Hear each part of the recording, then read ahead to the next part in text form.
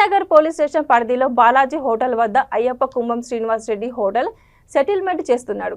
ఈ క్రమంలో మాలలో ఉన్న సురేష్ అనే భక్తుడి హోటల్ సెటిల్మెంట్ లో అడ్డుగా వచ్చాడని అతనిపై కుంభం శ్రీనివాస్ రెడ్డి దాడికి పాల్పడ్డారు. అయ్యప్ప భక్తుడిని చొక్కా పట్టుకొని కొట్టడమే కాకుండా త్రిశూలంతో హోటల్లో పనిచేసే గిరిజన మహిళపై శ్రీనివాస్ రెడ్డి దాడి చేశాడు. బాధితులు ఎల్బీ నగర్ పోలీస్ స్టేషన్లో దాడి చేసిన కుంభం శ్రీనివాస్ రెడ్డిపై ఫిర్యాదు చేశారు. ఇదంతా సీసీ కెమెరాలో రికార్డై స్పష్టంగా కనిపిస్తున్న నిందితుడు శ్రీనివాస్ రెడ్డిపై పోలీసులు ఇంతవరకు కేసు నమోదు చేయడం లేదని బాధితులు ఆవేదన వ్యక్తం చేశారు.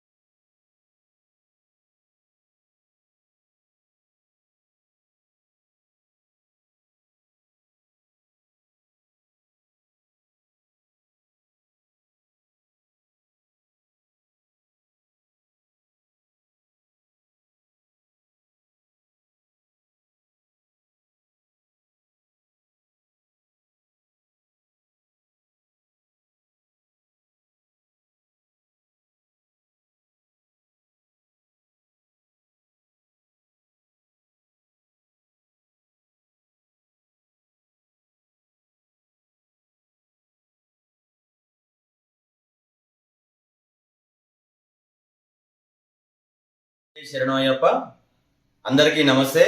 నా పేరు పుప్పాల సురేష్. ఎల్బీ నగర్లో కామినేని హాస్పిటల్కి ఎదురుగా గల మా యొక్క బాలాజీ మెస్ నందు ఒక చిన్న సమస్య ఉండి మేము దాన్ని పరిష్కరించుకుంటుండగా అకారణంగా అకస్మాత్తుగా కుంభం శ్రీనివాస్ రెడ్డి అనే వ్యక్తి మాజీ రౌడీ షీటరు, ఇతను మా మీదకి మారణ ఆయుధంతో మా మీద దాడి చేసి మమ్మల్ని హత్య చేయాలనే